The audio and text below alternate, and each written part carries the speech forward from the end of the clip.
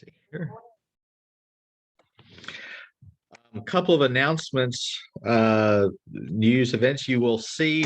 Perhaps you can make it out on the crop walk sign behind me here, that our 2022 crop walk is scheduled as an in-person event starting on Duke University's West Campus next year on April the 10th.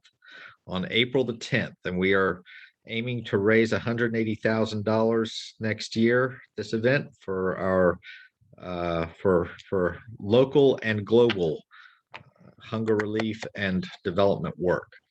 We're very pleased that we've raised almost just about $160,000 in this year's virtual event. So we're ambitious for next year's, and 25% of that going to our local partners like Meals on Wheels and Urban Ministries and Housing for New Hope in Durham. We will be, I also want to let you know that we'll be sending out invitations in another couple of weeks for our January 25th annual banquet, also being planned as an annual event at Westminster Presbyterian Church, January 25th, where we'll be providing some reports and updates on our work during the pandemic and our plans for 2022, and also giving out some of our crop walk funds to our partners and celebrating their work in the community. And we'll be having a special guest speaker there and some good music to share as well.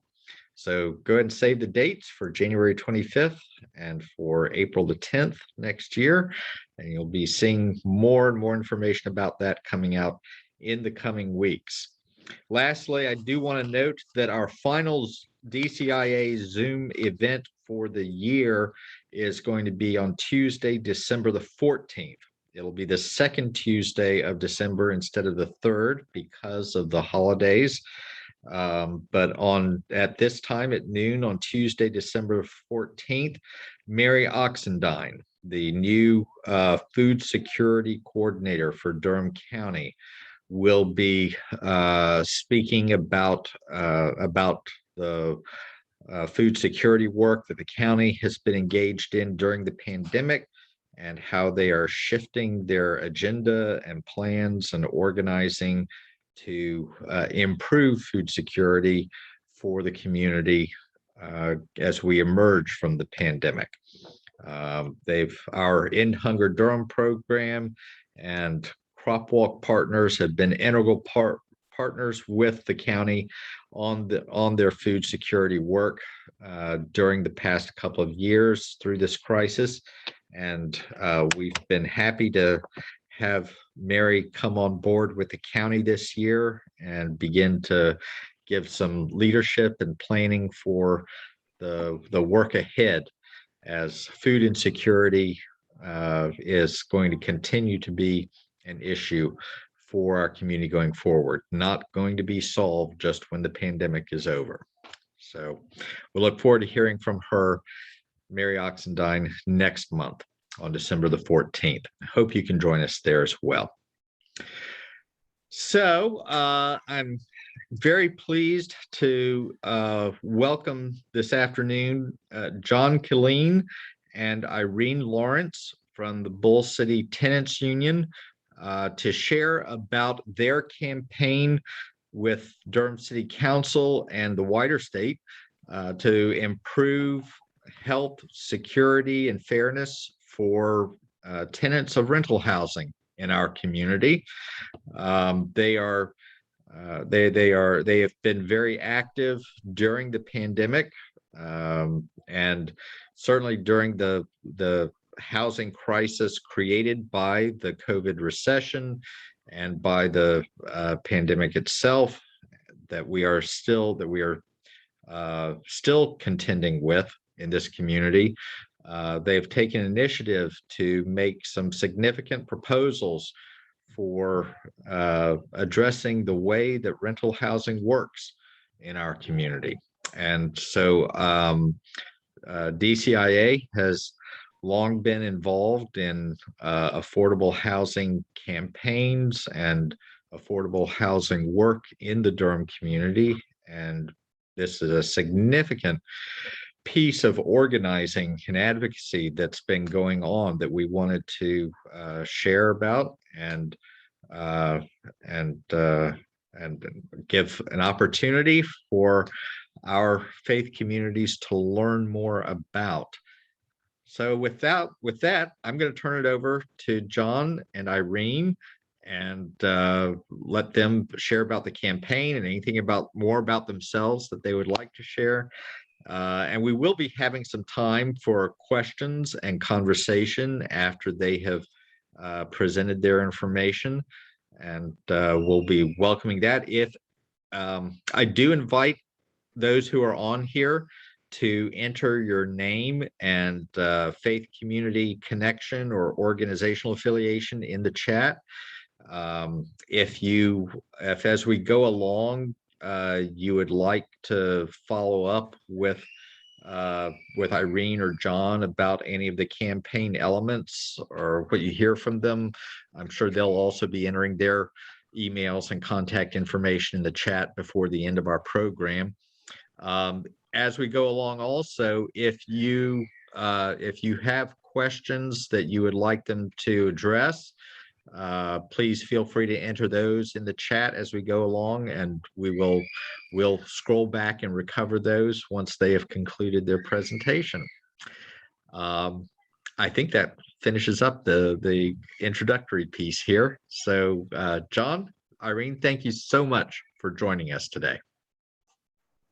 Thank you, Spencer, for the generous and excellent preambulatory intro for us. So it's great to be with you all today. Thanks for getting us into the agenda with this month's meeting. What we're going to talk about a little bit today is the Durham Homes Guarantee and ordinances related to it. But just before we get going, I'm John Killeen. I'm moonlighting as a member of the City Tenants Union policy team, and Irene Lawrence is here with me as well. And yeah, we're going to kind of tag team on a few of these points here. It's just a simple review of a few slides together, a few points related to ordinances and the bigger homes guarantee. But I will say right off the bat that City Tenants Union was founded during the pandemic, as Spencer mentioned, in 2020. We've grown steadily. It's a group of tenants, organizers, and allies. Since the fall of 2020, the group has been organized around a series of sub-teams supporting on-the-ground organizing on a variety of fronts. So we're a core team led by tenants, plus policy, media, and communications teams that all undergird the work of tenant organizers in direct action. So we're going to say a little bit more about us, and then Irene's going to talk through some of how this homes guarantee was developed and the history of that, and how we got to where we are right now with these proposals for changes to local ordinances. The homes guarantee is a much larger platform that you'll learn has a much longer reaching strategy scope. But the work we're focusing in on right now is very much about specific ordinances related to habitability that can support tenant power building right now. And so we'll talk a lot about those, and then why we're here basically to talk to you as well as we close out. So in the last year or two, we've at the policy team level, we've been focusing efforts on tenant raised issues related to collective bargaining power, collective contracts, and now the homes guarantee, which includes a tenant's bill of rights for Durham. And doing this, we also participate in local, statewide, and national networks to help build tenant power. So reaching out to our broader community of organizers and activists and tenants who can help understand what's possible and how we can get to a future that's more just for tenants. So as I get going with the sort of the rest of what comes into this, I'll just make a couple of notes about where we are in the current state of housing in Durham for tenants too. Spencer alluded to a couple of the pandemic related issues. As you all know, this is we have a long history of housing precarity in this community. This is not news exactly. It's not a new crisis. It's a sort of a stasis of crisis. But a couple notes about the current environment. During the past year, rent listings in Durham have increased by between 12 and 35%, depending on the number of rooms in rent listings, which is pretty much unprecedented in recent years. A greater increase than in all of the past 5 years, especially when there a 5% increase or maybe even a modest decrease in rent listings was normal. So, for instance, the studio's one-bedroom apartment listings increased by 35% during the pandemic. So that's a huge price increase, and it's obviously unsustainable. But speaking to the sort of the speculative problem of where we're at with housing. And so since 2010, Durham's grown by 10,000 families as well. So 73% of them make more than 500% of the poverty level. And that group, that highest income group, is now 40% of our total population. So we've gone through a lot of change during this last decade or two of gentrification as well. And we've entered the pandemic with a very unbalanced landscape of power and access to even the basics of community life, income and housing. And in the first 6 months of the pandemic, there were roughly 45,000 Durham residents who filed new unemployment claims. So also just an incredibly volatile experience in the last couple of years. We're all very, very well aware of that, painfully aware of it. But that points us to where we are at right now and some of the urgency around the work we're pursuing here. So with those things said, I'm going to pass it over to Irene, who will talk a little bit more about how we got into the Homes Guarantee work itself. Great. Thank you, John, for that great intro. So yeah, I wanted to talk a little more about how the policy team has interacted with the tenants in this group and kind of what the development of this document has looked like. So Garden Terrace had been pushing their landlords for a while, or tenants at Garden Terrace had been pushing their landlords on a lot of areas. I mean, since before COVID, even on like urgent health and safety improvements and fixing issues in their leases. And they were trying to organize together and get their landlords to meet, and that had really not gone anywhere. And meanwhile, the policy team had started to work on this document that we were calling the Homes Guarantee initially, that was based on many of these, giant overarching issues of affordable housing that dealt with like really long-term structural issues of why there's not enough housing. So that was that, yeah, we were working on this, this kind of broader document. And at some point, the tenants turned their attention to leveraging city council officials to try and get a chance to actually speak with their landlords. And as we were as our document was growing and we were trying to get support for it, we were also seeing that they were going to make our Homes Guarantee kind of have as few teeth as possible to kind of like dilute it as much as they could. So at the same time that we were doing this, the tenants were kind of working on this draft lease, and policy team people were developing this further in their interactions. And meanwhile, the landlords were continuing to dodge accountability and refuse to meet with tenants. And so we were really kind of honing in on the fact that we needed to produce an ordinance that was really going to have teeth and not just let council get off with a resolution or just nice words for us, but really kind of force them to engage. So long story short, policy team and the organizing team kind of merged our efforts more and more to coalesce around this set of demands that tenants were telling us were most going to impact their lives. And just a side note, the goal has been to focus on corporate landlords and not so much smaller landlords. Um, so I know I'm skipping around a little bit in time here, but we initially received some interest from Councilmember Deidreana Freeman after a few of the policy team members spoke at a city council meeting, which I think was in spring of this year. And so she reached out to express interest, and we went on to have some meetings with her to get her take on what the timeline for some of these might be and which ones might be easier or harder to get passed. So then we started, there were a few versions of the documents flying around.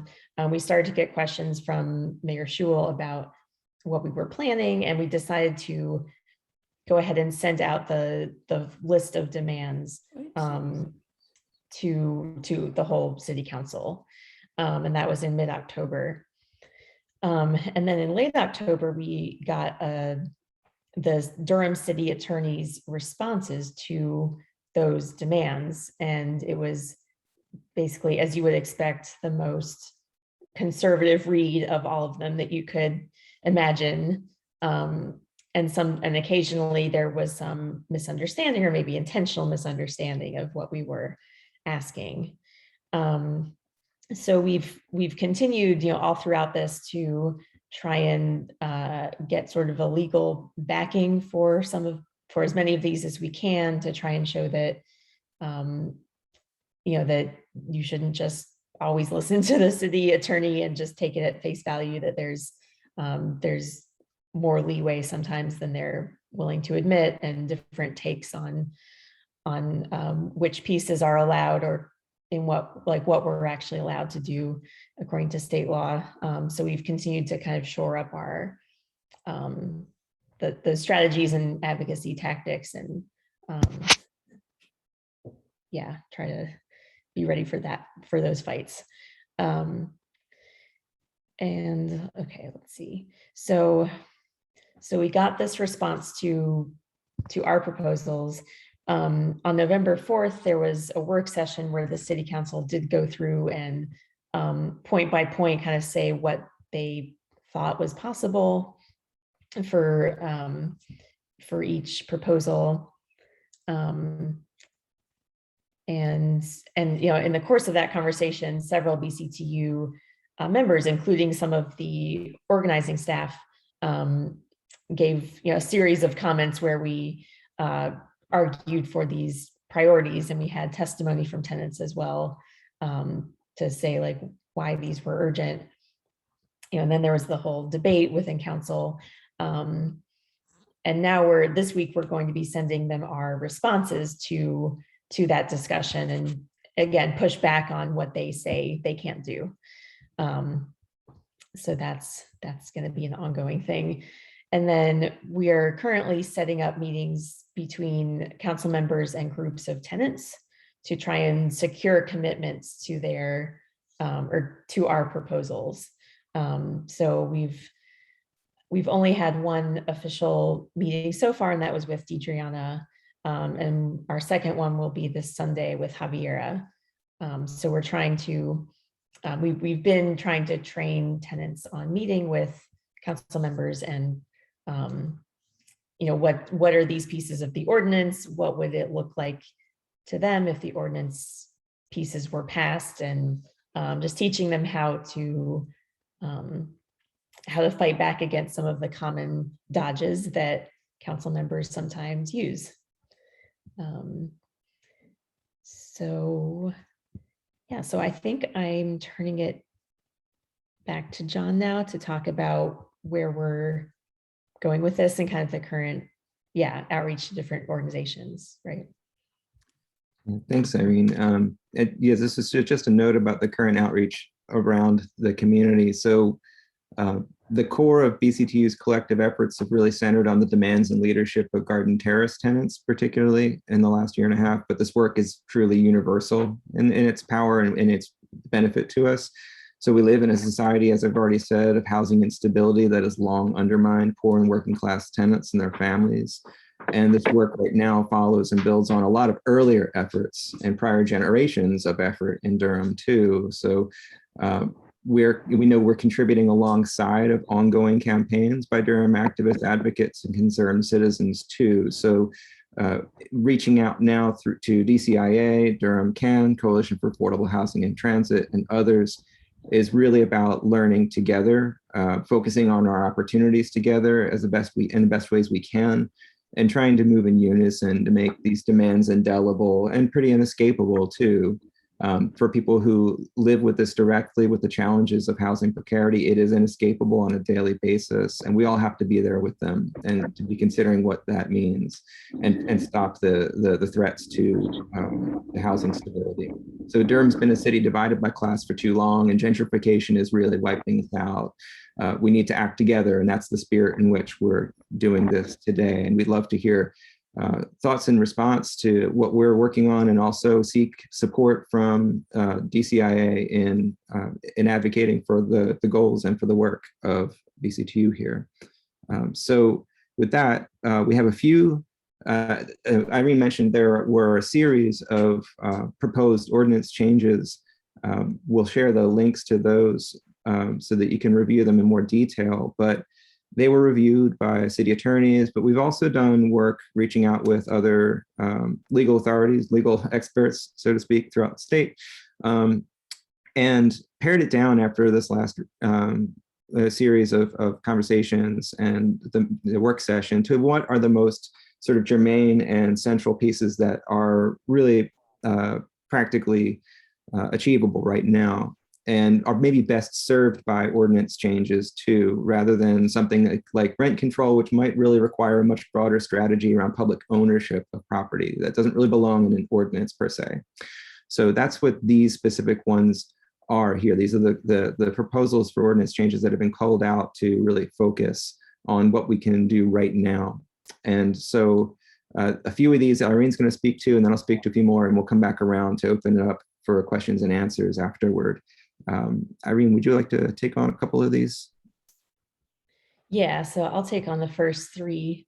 Yeah, thank you, John, for that additional context. I just want to echo, we have a pretty small base of tenants at BCTU. I mean, it's like there have been other buildings who the tenant leaders have been organizing or trying to, but Garden Terrace is really the main building that has a lot of energy and movement. But as John mentioned, these are really universal issues and affect so many more people, obviously, than at Garden Terrace. So yeah, we appreciate and really value the support of other organizations. So yeah, I'll cover the first three. The first demand that we're really honing in on with City Council is improving the inspections process. So we want inspections to be more accessible. We want them to be accessible for non-English speaking tenants. We want to make it easier for tenants to call to report issues. And we also want to have to inform tenants before inspections. There does appear, we think that there's authority for this under General Statute 160A 174, and that allows the city to define, prohibit, regulate, or abate acts, omissions, or conditions detrimental to the health, safety, or welfare of its citizens, blah, blah, blah. So it does seem like there's the authority for the city to to alter that process as it sees fit for its citizens' well-being. We were told that by the city that inspections are conducted just in response to complaints or violations of the housing code. But we know that NIS is understaffed and can't address or respond to all the complaints it receives. And we also got complaints from City Council around just the fact that we don't have enough staff for this. So that's something that we're continuing to push on. sure there will be more questions on these, but the second one is expanding the housing code. So these are for properties with 4 or more units. We want explicit standards for mold, paint, appliances, carpet, insulation, and plumbing. And we got a very conservative stance on this as well, from city attorney saying that the council is preempted from expanding the housing code, which we didn't agree with because, like many other cities in North Carolina, Durham has periodically revised its housing code, and these codes vary from municipality to municipality. And in fact, according to General Statute 160D, cities do have explicit permission to, or explicit latitude to change those standards. And then mold was a particular one that that council didn't seem to think they could regulate. But in fact, it's already in city code. I think that that the conditions leading to mold are already not allowed according to code. So so we tried to make these edits as broad as possible, particularly around,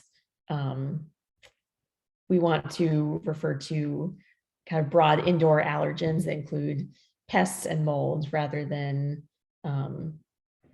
rather than as narrow as they are now. I think I'll leave that one there. And then for the third one, we wanted to make it illegal to collect rent if a unit is in violation of the housing code. So we wanted to pretty much use what Charlotte has, and say that anytime an owner of a place that's imminently dangerous to the health or safety of the tenant collects rent, then then they can't collect rent for any of that time. So they would have to pay them back if the tenant had been paying rent while it was in violation. So initially, the attorney had told us that wasn't what Charlotte was doing, and we found evidence to the contrary, where Charlotte actually told us, like, yes, we do use this provision and it's very useful to us. So in Charlotte, they can argue for no rent owed during the time of the hazardous condition. And they actually charge the landlord with unfair debt collection. And so it's a really powerful tool that they have there. And so, yeah, it seemed like city council was open, like when we gave them that additional context. So they're going to reach out to Charlotte attorneys and also to Bill Rowe, who we've been talking to. And we hope that one will move forward. So I'm going to turn it over now to John, who will talk about 4 and 5. Awesome. Thanks, Irene.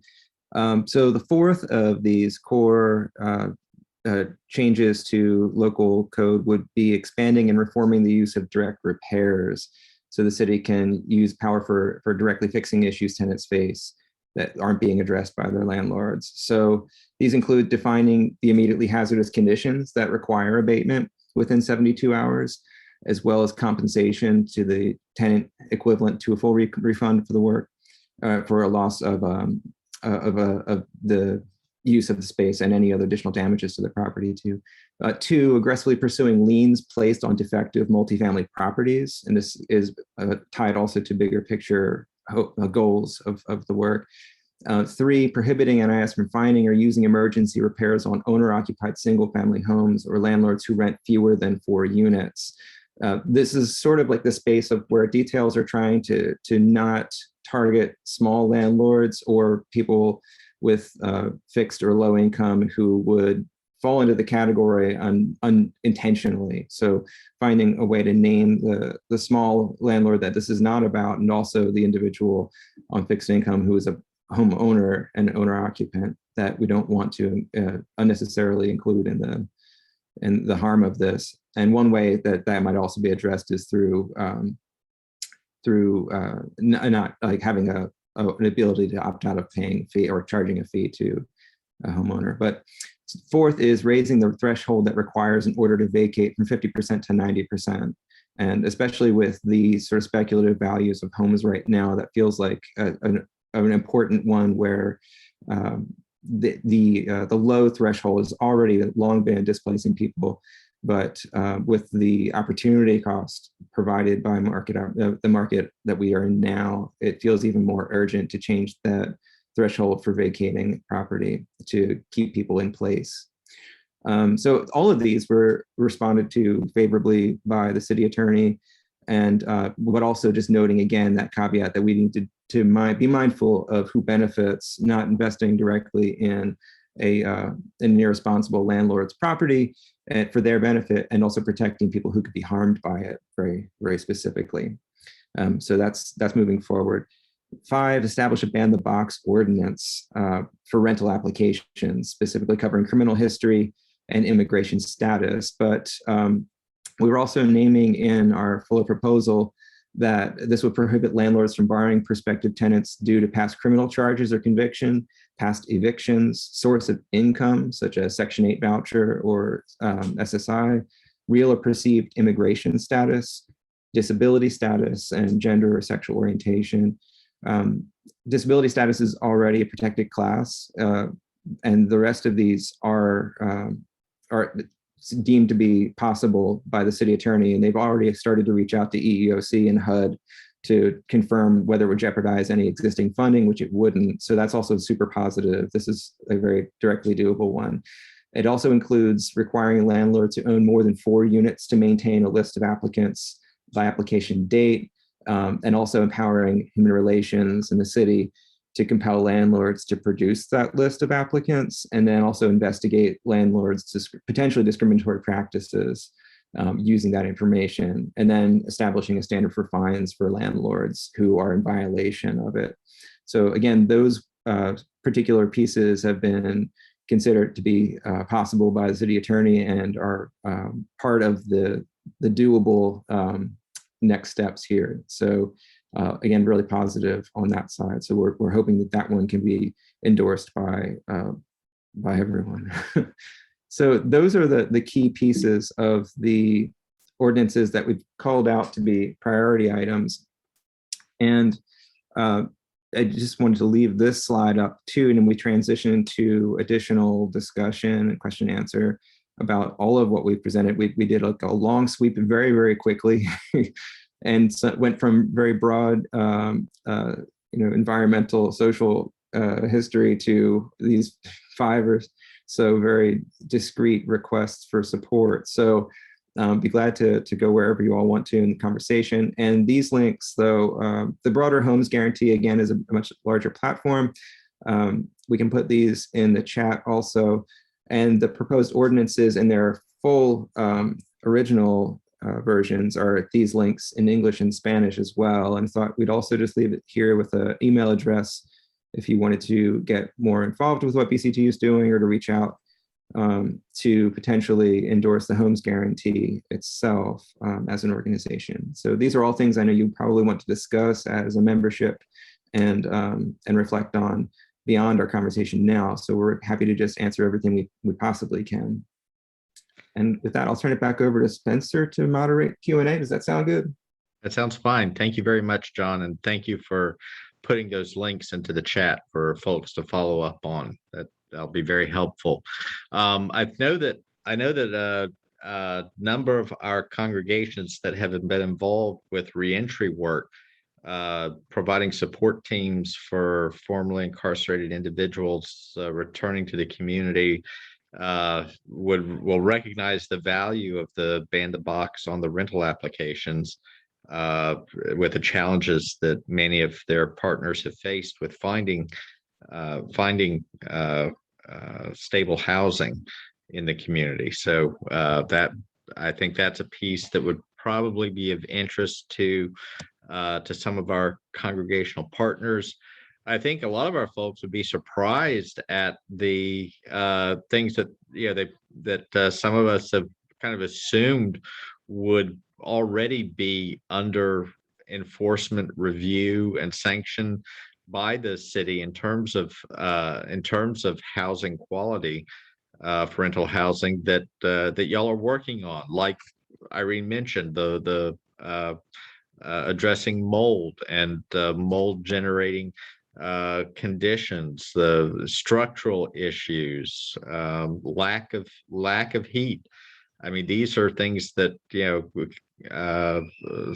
some of us probably assumed were already covered under housing code that landlords would be responsible for addressing. So this is in terms of getting them defined explicitly with, as you were describing, a 72-hour turnaround threshold to address is probably going to seem pretty sensible for a lot of us who thought that was already, that sort of thing would already been covered.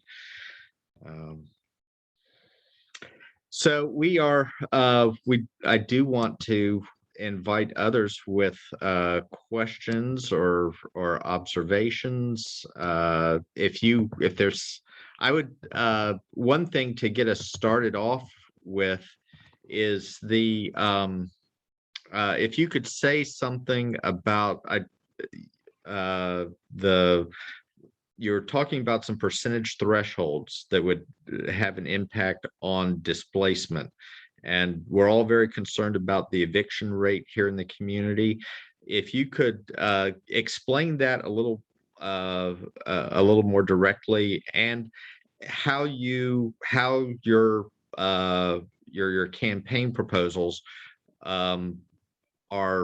would have an impact on the eviction process as well. I think that would be helpful for us to hear some more about. Kind of floated that idea, so I'd be glad to respond to it first, maybe, Irene. One, I think that the bigger picture is a lot of this, and others have said this too recently in similar presentations. This is sort of like before a court filed eviction would ever occur. A lot of the habitability issues that would either, one, make somebody leave a home or force them out of their home, or prompt them to withhold rent, whether they should or not by a magistrate's perspective, wouldn't be necessary anymore. They would have been handled instead by habitability standards that are enforced effectively and don't become nuisance or quality of life issues for tenants. So it's sort of like we would preempt the need for a court filed eviction, ideally. So the other part of this is it's a more sensitive, like not exactly refined answer yet. So yeah, like if a landlord is incentivized or has an easy justification for tearing a building down or for remodeling and flipping or all the other options that exist to reposition a property right now, a 50% repair violation might be enough to do that and raise rents, or it might be something that it's too inclined to displace a tenant, and it's intended to specifically make the unit not inhabited. So in this environment right now, where displacement means people leave Durham and don't have any other housing options, we're trying to prevent that. And so that raising that threshold to 90% is aimed at that. And we can figure out, hopefully by engaging in this discussion of like what the right way to do that is right now, as best we can do it, to prevent displacement in that specific case, and in requiring repairs in general too, trying to find the right way to identify who we want to protect and who we think could be potentially unintentionally harmed, and as best we can name that up front. But Thanks, Irene, do you want John. to say more about that?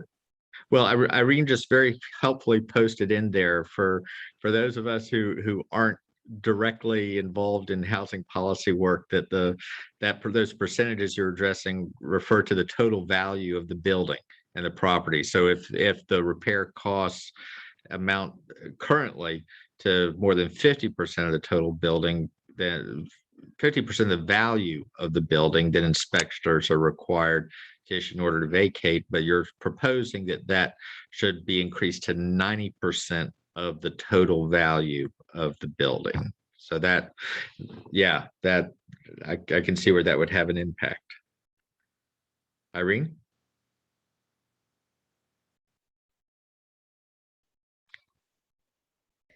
Unmute. Okay.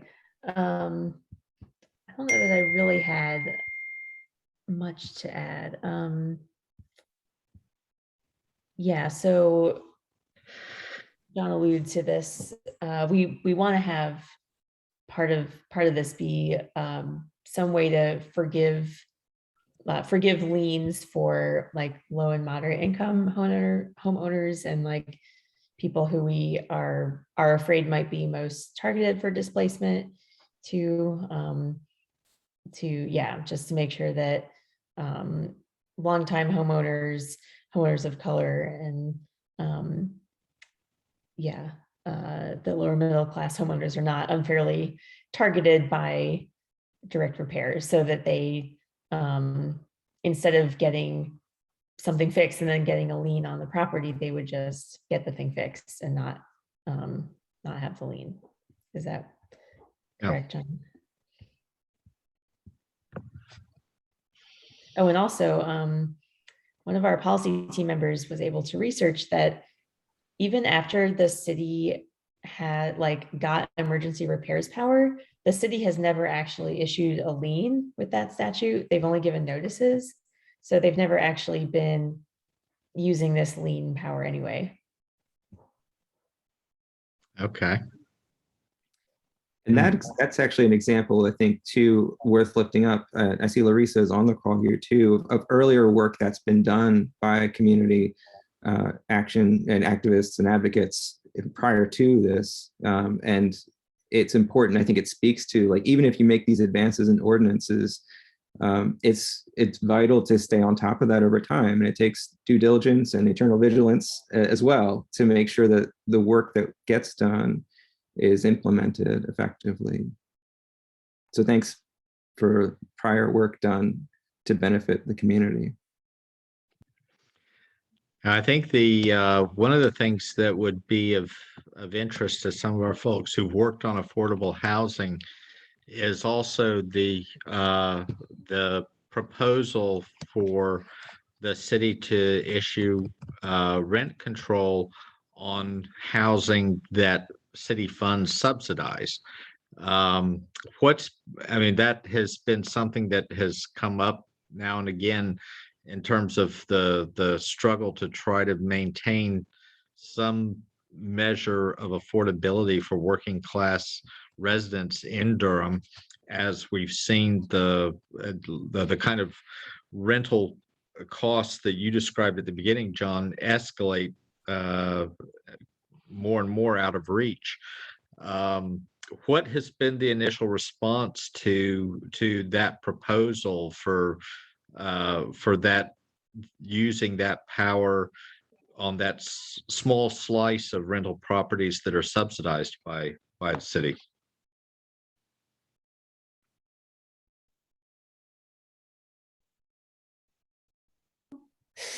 The response is smiling, not Irene. good. Glad Yeah, to take and jump into it too. Irene, do you want to go first? it's just been really depressing. I mean, they just say they can't. Well, they say they regularly have restrictive covenants on property in exchange for public funding, but that's not that's a time limited thing, and that's still just like a carve out for a small number of units, as I understand. Like, it's still not it's not using that power nearly as broadly as they have the authority to, from what I understand. So more robust exercise of that you see room for, huh? Yeah, most definitely. Yeah, that's the use of it as an incentive of public control or public ownership as an incentive is sort of not the model. Like, what we're talking about is rent control. And in the landlord tenant law that's established by the state, there are 3 cases in which rent control is explicitly legal. One is when the public agency owns the property And two is when there is a subsidy involved where an agreement, a private agreement is made, or well, agreement between the private and the public entity is made, not a trade-off of a public asset to a private developer, but rather an agreement to cap rents. And the third one specifically names the community development block grant funding. So that's in case wherein rent control is allowed too. The first of those is essential though, because it is really where we're talking about not just Durham Housing Authority, but if the city owns any property and is having someone else manage it, there is a world of opportunity there to determine that the rents of those properties are capped or controlled in some way. So there are spaces there that are named and I think ample for opportunity. And it's not enough to just say the state doesn't allow rent control. That's a really reductionist sort of take on what the state law truly is. Mm.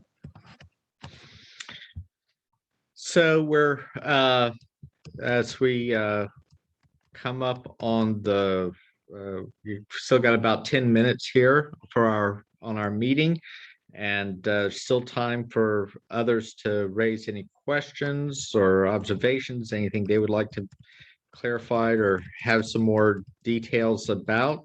I do want to mention, and since I think Larissa's still on here, and I saw Jim Savara on also, a couple of things related to rental housing that we wanted to mention before the end of the meeting. First of all, is that there is a second round of emergency rental assistance program funding that is going to be issued in Durham in the coming weeks. I know it sounds like City Council is going to be discussing that on Thursday, and as well as more of these proposals from the Tenants Union.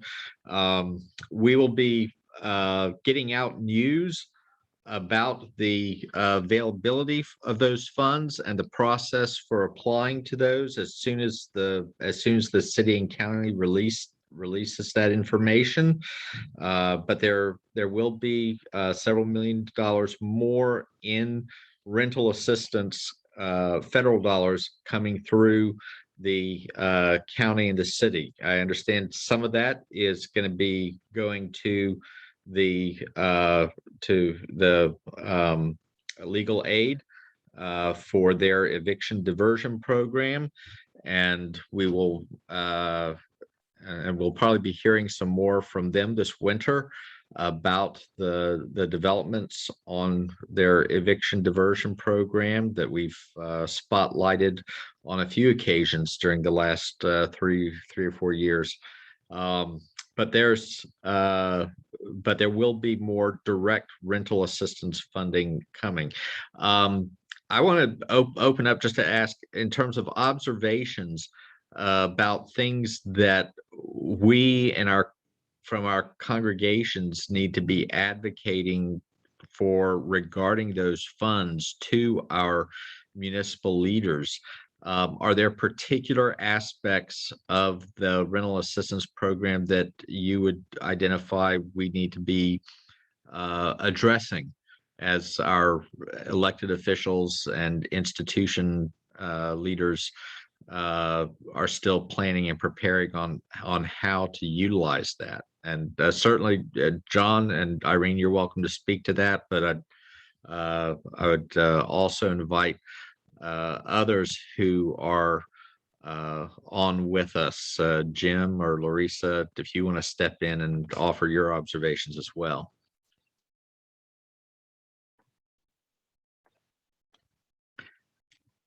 And I think we've, if you want to, while you're thinking about that and preparing some for that, also, we learned yesterday that the low-income homeowners abatement program for their property taxes, the eligible communities in Durham for that tax abatement has been expanded to include Walltown, which was a measure that DCIA had endorsed and supported earlier this fall, and we were happy to see that Walltown is residents are now included in eligibility for that tax deferment. Something that I know Jim Savara and others have been very actively involved in. So if anyone has any other observations about the eviction prevention with the rental assistance programs, please you're welcome to share. Yes, Jim. Spencer, since you have brought up these the property tax assistance program in the email that you sent out, and also in these comments too, you're getting two distinct programs intertwined. It is the city council has agreed to provide grants for its longtime homeowners grant program 1 more year, and has expanded coverage to include Walltown. But this is for the tax paid last year, and the grant could cover increase in tax in 2020 compared with the tax paid in 2015. So that the city continued that 1 more year and added Walltown. The link that you provided in the message to the low income homeowners relief program, the LIHR, is a new city county program that is countywide. And it will pay up to, for long-time low-income homeowners, it will pay half of the property tax bill up to a limit of $750. And it's very important to help spread the word to people in your organizations who might be able to benefit from this. But that's for the current tax bill. And the way it will work is the grant is paid directly to the tax administration office, and you pay again half of your tax bill or the amount above $750. They haven't gotten that many applications in so far. The eligibility for that program has just recently been increased to include homeowners with income with household income up to 60% of the area median income for sure, not just up to 30%, which was the original eligibility, and potentially up to 80%. They've got, and we've already asked them to clarify that they can use some of this federal funds to cover that full range up to 80% AMI. But we are working on, in the Coalition for Affordable Housing and Transit, we're working on a handout we'd be happy to share with you that could be used to help spread the word. That'd be great, Jim. I look forward to seeing that. And just a note, I know from lots of conversations over the years with ministers and other congregational leaders, the more we can translate those percentages of AMI into dollar amounts, even if it's a dollar amount for a 2-person household or a 4-person household, the easier that is for people to grasp then. So we will be happy. Yeah, we'll be happy to help get those out as soon as you've got them ready and available to go. And thanks so much. That's valuable work to try. You know, I know it seems kind of wonkish but when you look at how you can start to apply even some marginal breaks to the gentrification process in a community like Durham, every little bit can make an impact. So those are some significant measures within the scope of power of our community to exercise on behalf of neighborhoods, historic residents, to try to slow the displacement due to gentrification. Yes. Excuse me. Well, I want to invite John and Irene, any parting comments that you have. Our DCIA board will undertake a review of those priority measures that you shared during the slide, and look at endorsing those and get back to you soon on that, I hope. Larissa, I see you raising your hand. You have something you'd like to share? Well, you mentioned the income limits for people at 30% of area median income. That would be like under 15 to 20,000 60% of area median income would be 30, 40,000, and people at 80% area median income, a one-person household is like 48,000, and you go up another 7,000, so that's like 55,000. So it's really low and moderate income homeowners who could apply, although the priority will be on the lower income people. And I do want to encourage everyone to let folks know that the city will be voting Thursday on the ERAP 2 and Legal Aid of North Carolina, and hopefully the partners that the city used before will be helping people with applications. But please spread the word that people can get help with rent if they've had a hardship. It doesn't have to have been a COVID hardship, but it can be other hardships, and to encourage people to look out for that program that the city is going to implement with Legal Aid of North Carolina. Thank you, Larissa. And it's always helpful for our leaders to hear from us that it's a priority for us that these resources be accessible and as available with as few barriers and obstacles as possible for the folks who are needing this, especially since so many working class renters have been struggling with economic crisis over the last couple of years. So again, John, Irene, any final thoughts? Yeah, thank you so much for having us today. We really appreciate the chance to share with different groups who are we think are sympathetic and interested. And yeah, we look forward to answering any other questions that y'all have about any of these priorities. I'm gonna put our emails in the chat again, and yeah, feel free to look at the full list of 13 priorities, but really just the 5 that were in the slides are what we're gonna be focusing on for the foreseeable future. Who knows how long that'll take, but yeah, so thank you so much. Very helpful, very helpful. John, thanks for reaching out to us about this.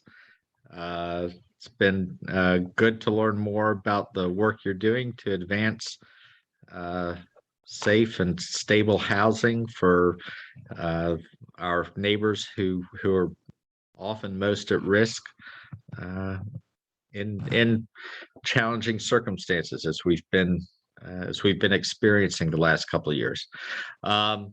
You will note I'm wearing a booster button from the Durham County Health Department. The boosters are widely available, as well as COVID vaccinations for minors 5 and older now. So as we enter the holiday season, we want to encourage our faith community partners to continue to share information about the value of vaccinations with their members, and to encourage the community safety measures of getting those vaccinations so that 2022 can be a darn sight better than 2021 has been. Thank you all so much for joining us today. Again, DCIA looks forward to seeing you all again, and invite you to share and invite more of your neighbors and congregants to join our December 14th forum with Mary Oxendine about food security in Durham County.